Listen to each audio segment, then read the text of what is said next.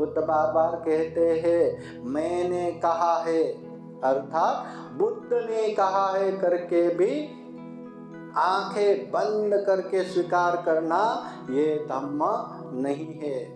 बार बार बुद्ध कहते हैं हम मनुष्य है, हम में चिंतन मनन करने की शक्ति है, विवेक बुद्धि है, प्रज्ञा है, अच्छे बुरे अच्छे से समझते हुए अच्छे काम करते जाना है।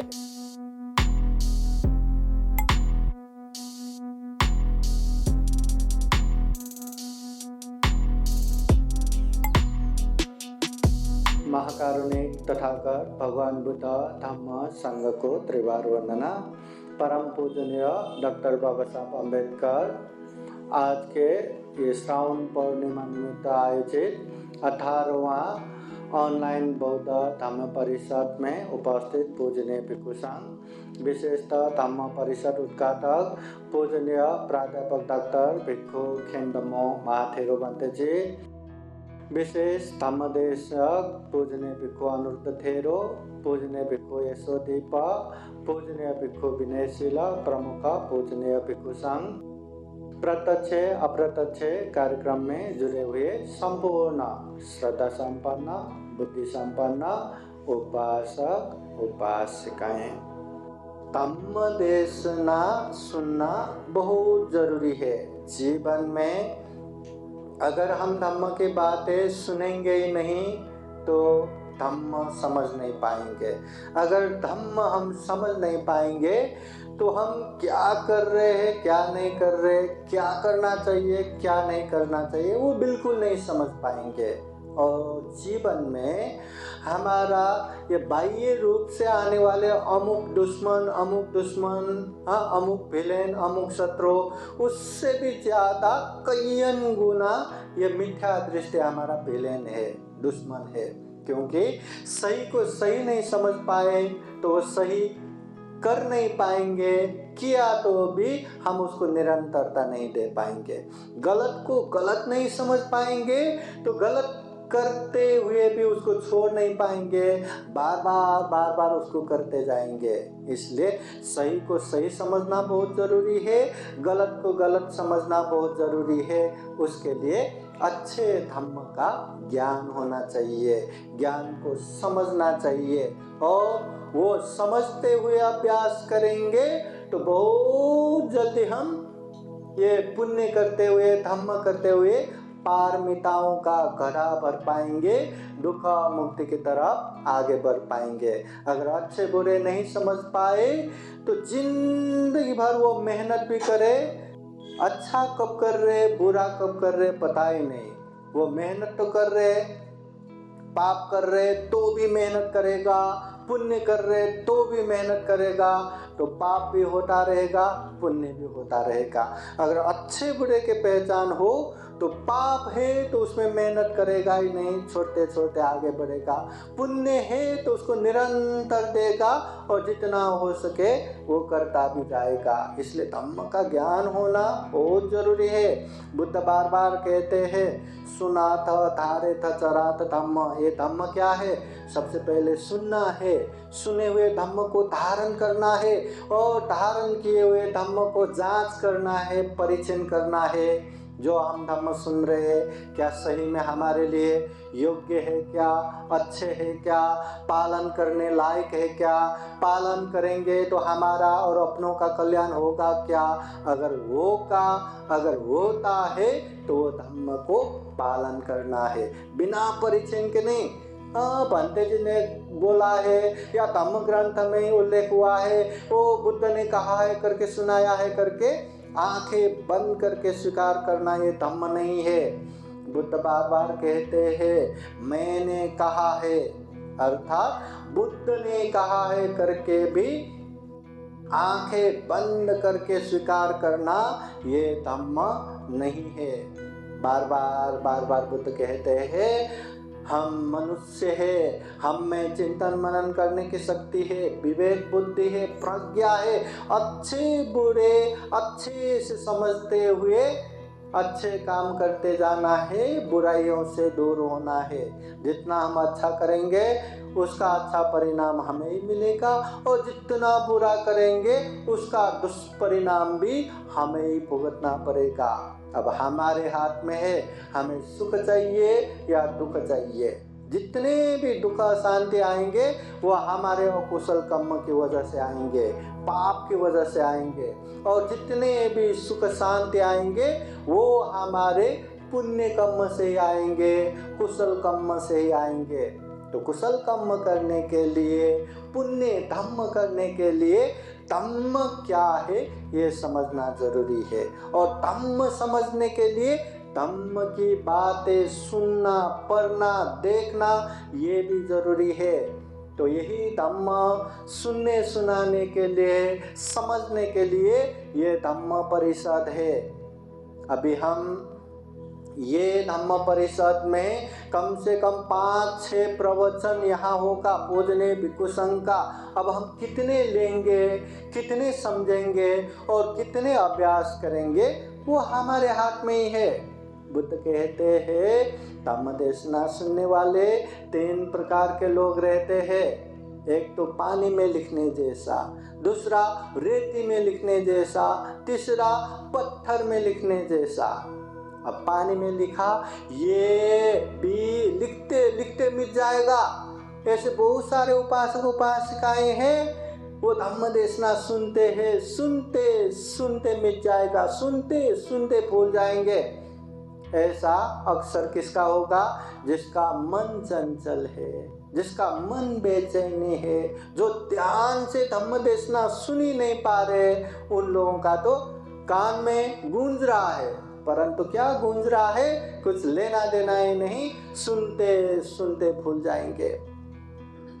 क्या हम उसमें तो नहीं आ रहे? ध्यान रखना। फिर दूसरे है रेती में लिखने जैसे उपासक उपासिकाएं रहते हैं। रेती में कुछ ये बी सी डी लिखा तो कुछ समय तक रहता है, तब तक रहता है जब तक हवा न चले, जब तक पानी न लगे, तब तक रहता है। उसी तरह उपासक उपासिकाएं धम्म देशना सुनते समय सुनते हैं, ग्रहण भी करते हैं, परंतु जब तक एक जगह बैठा रहता है तब तक याद रहते हैं। उठ के अपने अपने घर में गया, किसी ने पूछा आज तो खूब धम्म देशना सुन के आए, कैसे लगा? हाँ बहुत अच्छा लगा। कौन सा धम्म देशना सुना, हमें भी बोलो। बोला तो अरे सुना तो था, क्या क्या रह गया, भूल गए। वो बता नहीं पाते, याद नहीं रखते। हाँ ऐसा भी रहता। कुछ समय वो बहुत अच्छा लगा, हाँ सुन के समझ में भी आया जैसा लगता है, बाद में याद नहीं रहते। और कोई कोई उपासिकाएं ऐसे रहते हैं पत्थर में कूदने जैसा। एक बार पत्थर में कूदा, हवा क्या पानी क्या, सालों साल रह जाता है वो। ऐसे उपासक उपासिकाएं रहते हैं, ध्यान से श्रद्धा से धम्म देशना सुनते हैं। एक बार धम्म देशना सुना तो हमेशा के लिए रह जाता है। भगवान बुद्ध के समय में देखो ना, विशाखा महाउपासिका केवल 7 साल बोले तो 7 इयर्स बोले तो माँ बाप के गोदी में बैठ के खाना खाने का समय है। ऐसे 7 साल की उम्र में बुद्ध का उपदेश सुन के सोतापति फल प्राप्त किया। संकित सामने उपदेश सुन के अनंत तक हो गया 7 साल की उम्र में। अनाथ पिंडिक महाजन ने एक बार उपदेश सुना, बाबा उन्होंने तो सोने के सिक्का जमीन में बिछा बिछा के वो जमीन खरीद के जेतवन बुद्ध विहार निर्माण किया। वो विशाखा उपासिका भी बाद में अपने उस समय के 9 करोड़ के महल का प्रसाधन जो गहना है वो तक दान दे के उसके पैसे से पूर्वाराम बुद्ध विहार दान दिया। तो धम्म देशना एक बार सुनते हैं मगर ऐसे समझते हैं कि वो हमेशा के लिए रह जाते हैं। तो हम किस में है? पानी में लिखने जैसा है क्या? रेती में लिखने जैसा है क्या? पत्थर में कूदने जैसा है? वो अपने अपने हाथ में ही है। हम श्रद्धा पूर्वक, ध्यान पूर्वक, एकाग्र होके सुनेंगे तो वो पत्थर में कूदने जैसा हो जाता है। अभी श्रद्धा नहीं है, बैठे हैं, सुने हैं तो कुछ कुछ याद रहता है, बस रेती में लिखने जैसा। और कभी कभी तो श्रद्धा भी नहीं है, ध्यान भी नहीं है, मन विचलित है। हाँ, मन कहाँ बेचैनी हो रहा है, बैठे हैं, शरीर से यहाँ बैठे हैं, कुछ भी ध्यान नहीं। तो ऐसे में तो पानी में लिखने जैसा, कितना भी सुनाओ, कितना भी अच्छा रहो, उसका कोई लाभ नहीं है। ऐसा होता है। तथागत बुद्ध के उपदेश सुन के भी ये पानी में लिखने जैसा। कौशल देश के राजा वहाँ प्रवचन सुन रहा था, मगर वो अपने छोटे से बच्चे अपने मांडे में लेके उससे खेल रहा था। बुद्ध का उपदेश लेना देना ही नहीं। कोई ऐसे रहते कि एकदम भूखा है, बुद्ध का उपदेश सुन ही नहीं पा रहे। कोई तो ऐसे है कि वहाँ बुद्ध के उपदेश सुनने के लिए आते, परंतु आएंगे सब लोग शांति से बैठा तो चुरा के लेके जाएंगे, ऐसे मनसा ऐसे। तो वो लोग क्या धम्म की बातें सुनेंगे? इसलिए बार बार कहते हैं ये धम्म की बातें सुनने के लिए श्रद्धा होना चाहिए, श्रद्धावान। ये बुद्ध की वाणी सुन रहे हैं, ये बुद्ध वाणी सुना तो हमारा कल्याण होगा, ये विश्वास लेके। हाँ, फिर उसके बाद एकाग्र होके सुनना है।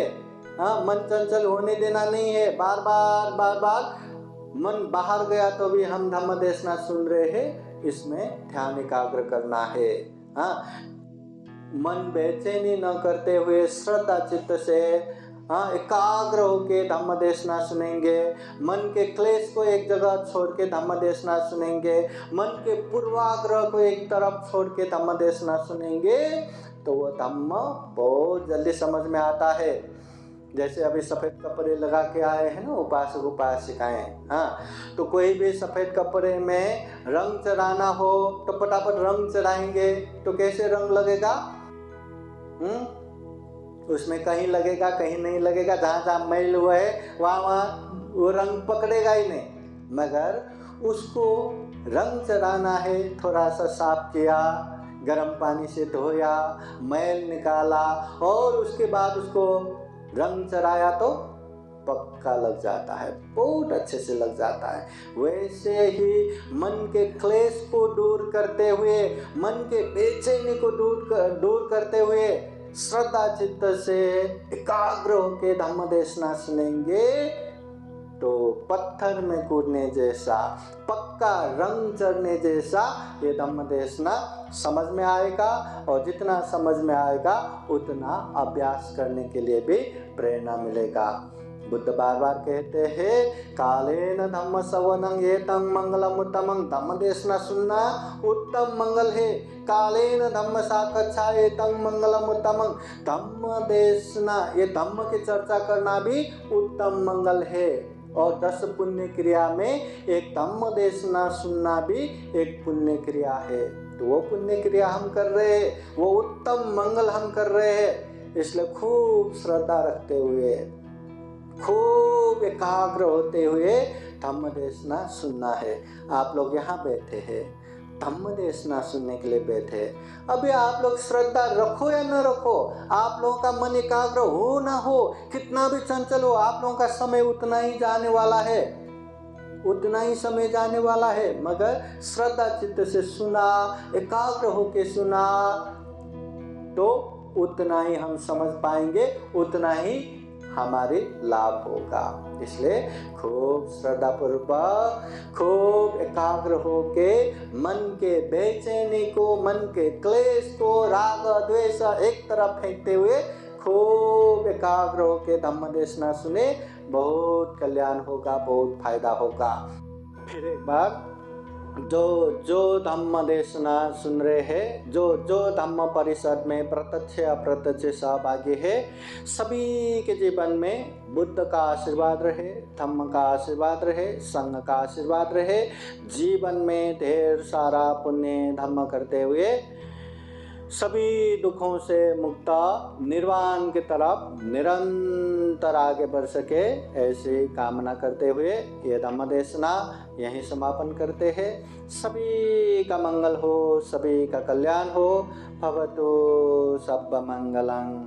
साधु साधु साधु। बुद्धं नमामि, बुद्ध को नमन करता हूँ। धम्मं नमामि, धम्म को नमन करता हूँ। संघं नमामि, संघ को नमन करता हूँ।